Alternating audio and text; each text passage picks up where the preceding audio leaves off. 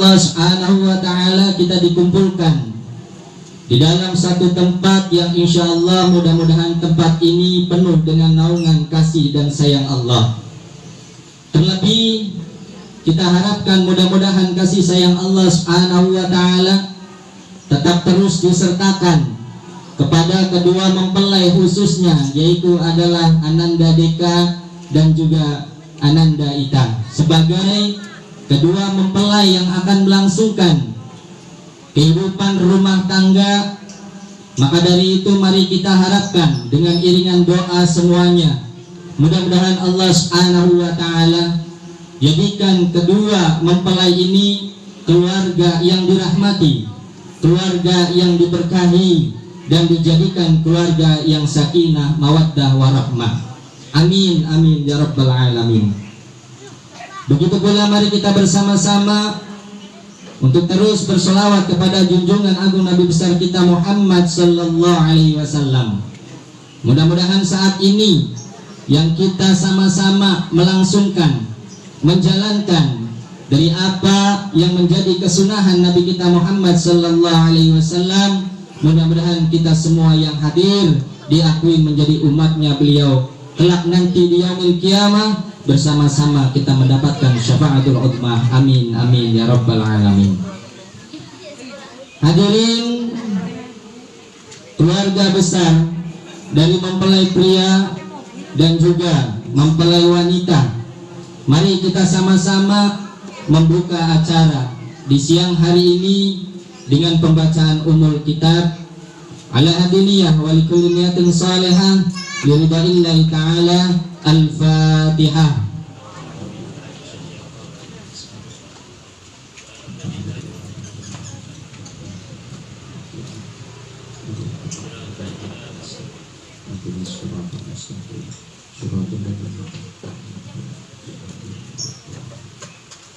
Sadaqallahul azim. Ya wal mursalin wa ala alihi wa sahbihi ajma'in. Rabbi israh li sadri wa yassir li amri wahlul 'uqdatam min lisani yafqahu qawli. Rabbi zid. Apapun adanya, silakan Bapak Suratmi serta Ibu menerima sebagai anggota keluarga. Dan juga saya mewakili Ibu Endriati selaku orang tua Ibu Mas Deka menyerahkan sesuatu apa yang tadi serombongan kita bawa.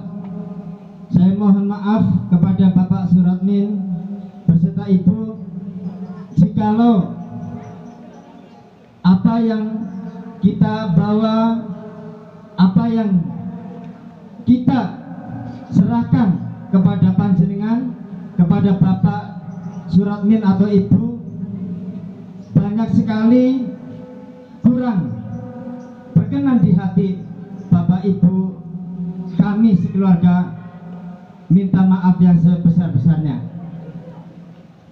Bapak Ibu hadirin tamu undangan yang kami hormati,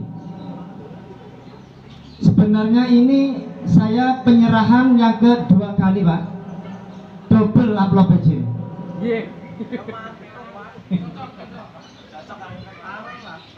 Bapak Ibu hadirin yang kami hormati, selanjutnya saya berpesan kepada kedua mempelai apa yang Allah Subhanahu wa Ta'ala firmankan dalam kitab suci Al-Quran.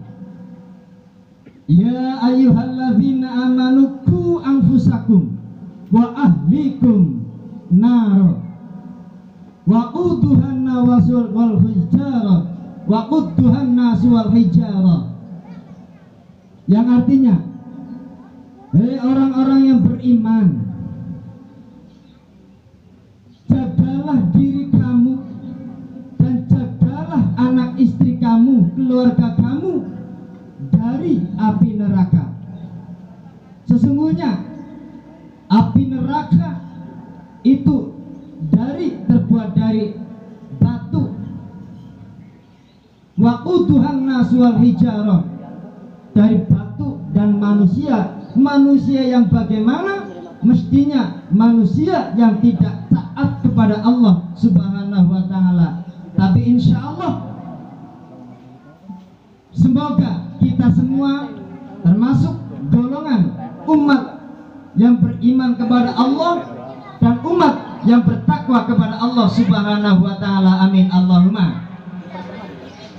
Dan saya berpesan kepada kedua mempelai, setelah kita mendengar apa firman Allah, bahwasanya baik Mas Deka atau istri, berusahalah untuk selalu beribadah kepada Allah, berusahalah selalu untuk meraih keluarga yang sakinah, mawaddah, warahmah.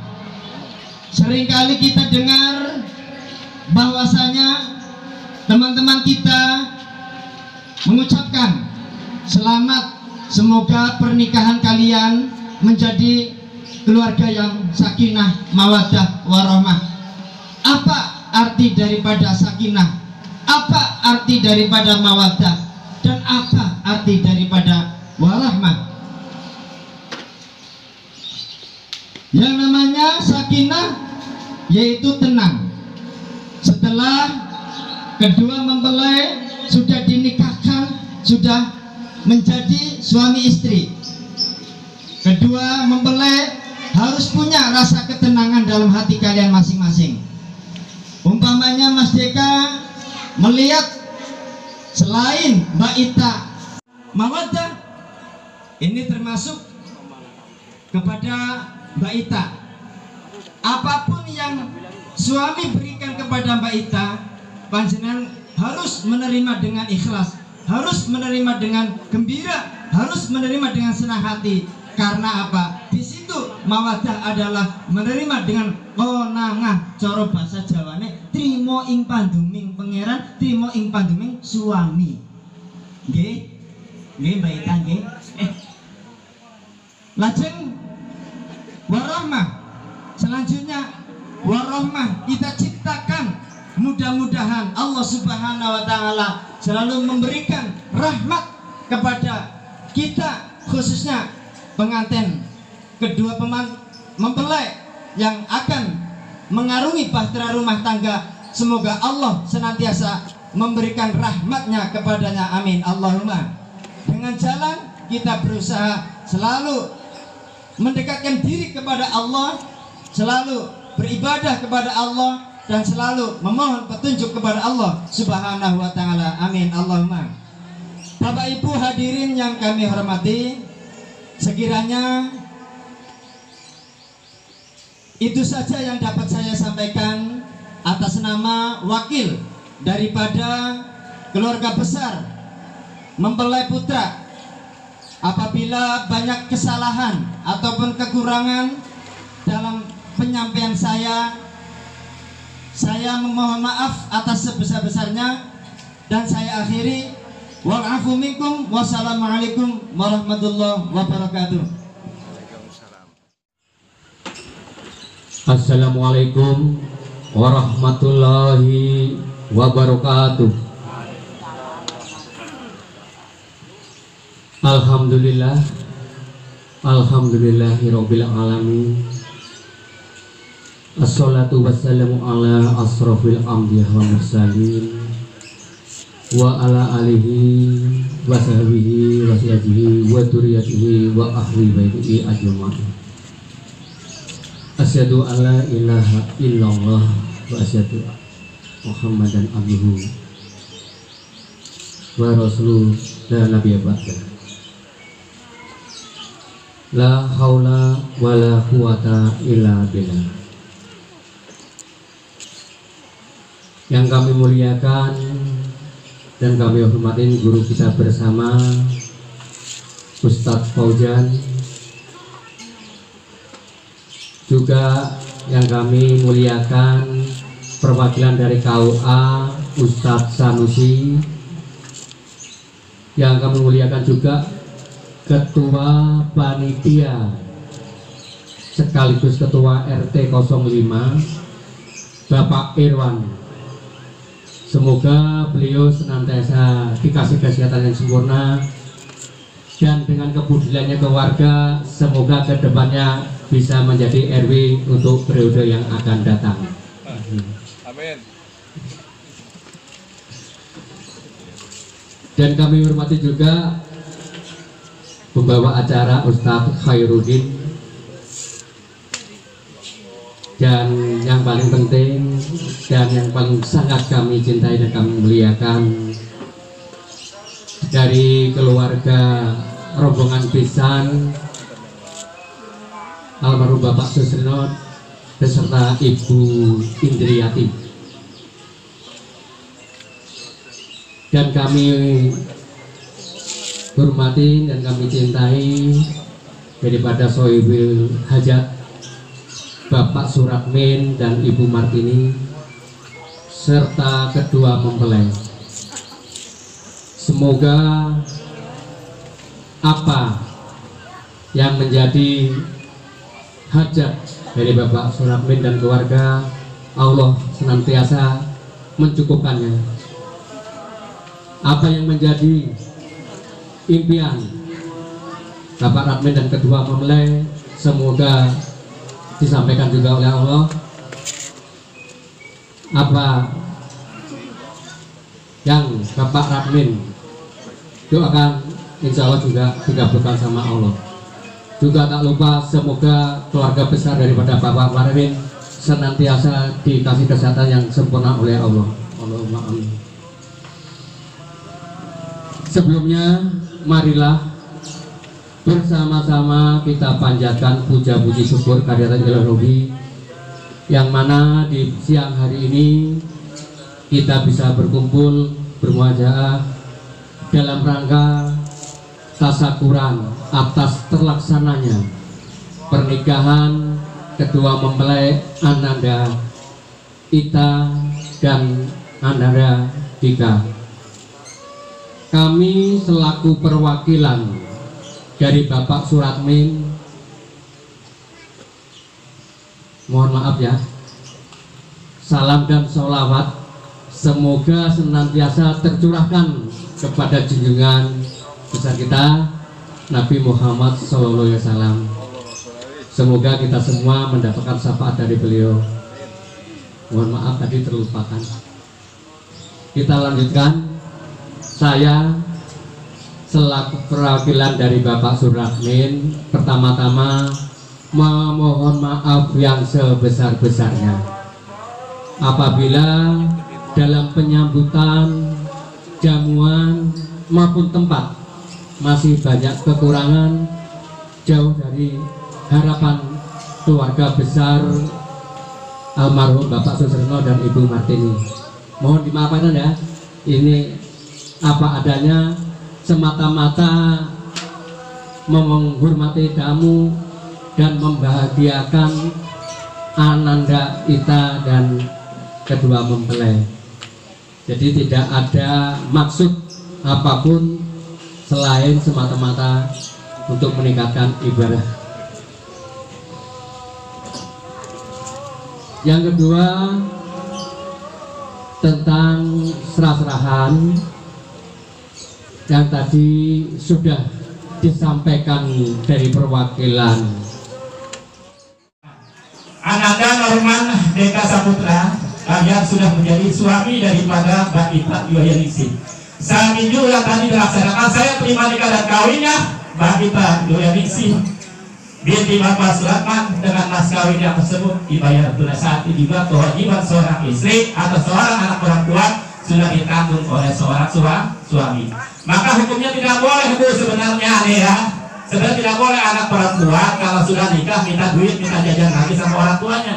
Nggak boleh. Saat itu juga sudah saya terima nikah dan kawinnya ini binti ini dengan mas itu dengan tunai. Saat itu juga kewajiban seorang istri atau anak perempuan sudah ditanggung oleh suami. Makanya kewajiban suami yang pertama adalah An-Nisa 19 wa asiruhunna bil ma'ruf, bergaulilah istri dengan baik.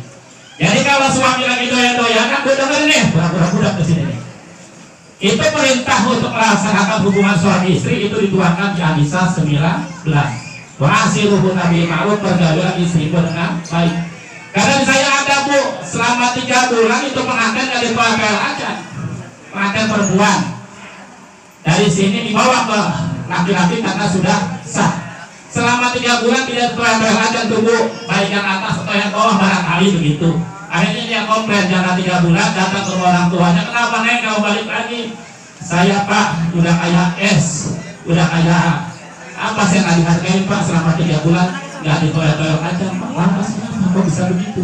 Akhirnya mungkin segala sesuatu yang terkait hal itu, akhirnya si perempuan balik lagi lah kepada orang tuanya, sehingga saat itu terjadilah tidak ada tidak ada kerumunan, dan saat itu juga adalah keputusan dalam acara pernikahan tersebut. Jangan sampai seperti itu. Maka itu An-Nisa 14 wa asiruhu nabi ma'ruf, bergaulah istrimu dengan baik. Jadi kalau suami lagi doyan-doyannya, lagi senang-senangnya, lagi seresepnya sama istri, itu suami wajib hukumnya berikan pelayanan kepada suaminya. Apalagi musim kurban, coba suami udah nyatet Pak ya, malam udah makan obat kuat dan yang lainnya ya, tiba-tiba malam laki udah kepengen banget ya, bini nolak, kira-kira malah ngebagel nggak tuh kira-kira ya. Maka itu kewajiban seorang suami kepada istrinya, wa asiluhu bil ma'ruf, bergaulah istrimu dengan baik. Kalau suami lagi doyan-doyannya sehari sampai 3 kali itu semata-mata lagi melaksanakan perintah Allah yang dituangkan di An-Nisa 19. Makanya kalau ngaji jangan ngaji dengar Bu, banyaknya ibu-ibu baju doang pada bagus, datang saya lihat doang, dapat ilmunya kagak. Ya benar Bu ya. Nah, jangan turun bagus, baju bagus, datang maulid udah mau pulang, udah mau setengah 12 baru datang maulid, nggak akan dapat ilmunya. Makanya kalau ada acara maulid, acara walimah yang lainnya, dari awal kita sudah mendengarkan apa yang disampaikan daripada guru kita atau penceramah kita. Kemudian kewajiban suami yang kedua adalah memberikan nafkah baik lahir ataupun batin. Jadi kasarnya mulut atas dikasih, mulut bawah dikasih, bahasa kasar begitu Pak Ustaz ya. Karena orang kita harus gamblang aja. Jadi harus dicukupin, jangan mentang-mentang pengantin baru, kebutuhan yang bawah dipenuhin, yang atas tidak mau nyari duit, itu salah ya. Yang baik itu yang atas dicukupin, yang bawah dicukupin. Jadi tidak ada berotak. Kalau bayangkan istri pengen melayani aja, sementara yang beli bakso aja susah. Kira-kira berotak kan? Pasti berotak. Maka itu kewajiban suami yang kedua adalah memberikan nafkah baik lahir ataupun batin. Apalagi Nabi selalu menyampaikan, kata Nabi, apabila seorang istri, dengar nih, budak-budak nih, banyak soalnya kalau seorang istri yang masih pengantin baru, biasa Pak jangan ketawa yang dikelipin aja udah ngerti Pak. Tapi model-model setua ini nih, yang kira 40 ke atas. Jadi kalau usia 50 ke atas, kalau kata teman saya itu namanya perjuangan hidup Pak. Berjuang dulu baru hidup. Kalau nggak namanya pegangan hidup, dipegang baru hidup tuh. Tapi kalau masa-masa muda atau 20 atau 30 ke bawah, itu namanya semangat hidup. Semangatnya aja udah hidup. Tuh, begitu ya. Maka itu kata Nabi, wahai istri yang solehah, apabila kalian melayani suaminya berturut-turut sampai 7 hari atau 7 malam, maka kata Nabi akan dibuka, akan ditutup 7 pintu neraka dan dibuka 8 pintu surga, dan disilakan keduanya masuk surga tanpa hisab, tanpa ada pemeriksaan sebelumnya. Itu ibu melayani suami baru 7 hari, apalagi berhari-hari, berminggu-minggu, berbulan-bulan, apalagi bertahun-tahun kayak ibu sekarang sudah.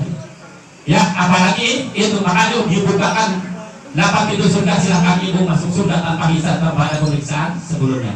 Apalagi kata Nabi, wahai istri-istri yang solehah, makanlah makan yang sudah diberikan oleh suami, dan apabila setelah makan dilangsungkan dengan hubungan badan sebagaimana layaknya suami istri, maka setelah kita hubungan badan dilangsungkan dengan mandi junub bersama atau mandi hadas besar, maka setiap tetesan air akan satu malaikat. Allah merintahkan kepada malaikat untuk bertasbih, untuk berdiri keduanya sampai hari kiamat. Jadi kalau kita mandi bareng Bu dengan suami istri, Allah merintahkan kepada malaikat lagi bertasbih untuk berdiri untuk keduanya. Jadi itu hukumnya sunnah, karena kata Isa, aku pernah mandi bersama Rasulullah dalam satu wajan. Wajan itu kalau bahasa orang kita dulu tempat mandi Bu ya.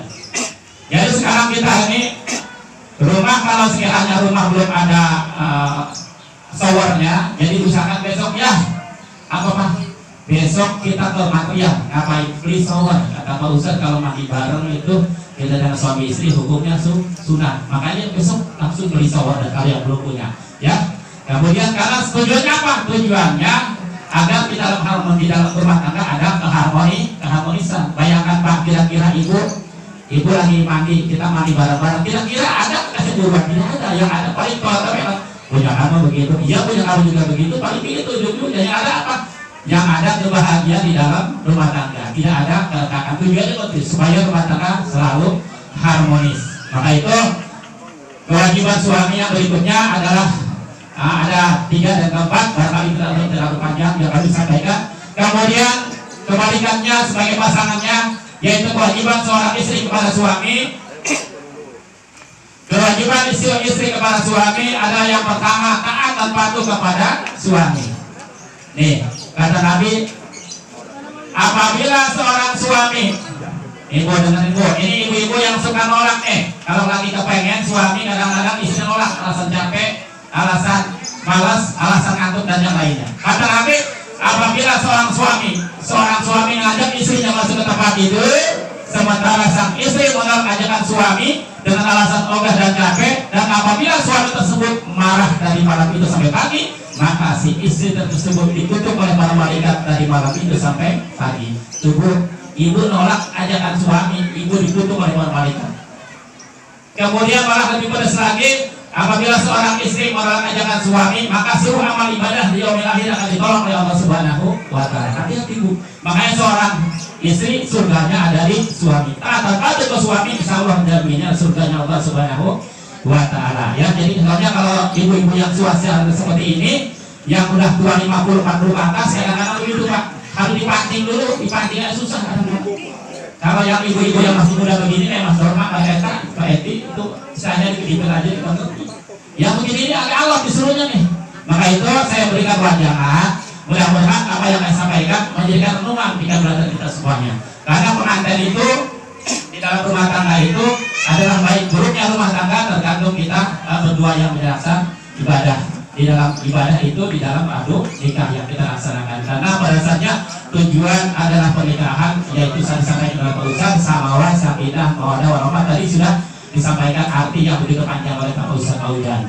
Ya, maka itu tentunya segala sesuatunya yang disampaikan oleh guru kita tentunya menjadi ilmu buat kita semuanya. Kami berpesan kepada kita juga tadi sudah dilangsungkan acara sumpah, yaitu tujuannya supaya anak menjadikan baktinya kepada orang tua yang saat ini, karena ilmu yang paling berharga buat ilmu mempelai adalah orang tua. Yang paling berharga adalah orang tua. Bayangkan Bapak Ibu, orang tua kita dari mulai nikah sampai nikahin, mulai nikah kira-kira berapa Bu kita, berapa tahun? Paling ada 20 ya, ada 19 ya. Karena sekarang undang-undang pernikahan 19 Bu. Kalau kurang dari 19 nikah sekarang baru seminggu aja. 19 kurang seminggu itu buku nikah tidak bisa turun kalau sekarang undang-undangnya.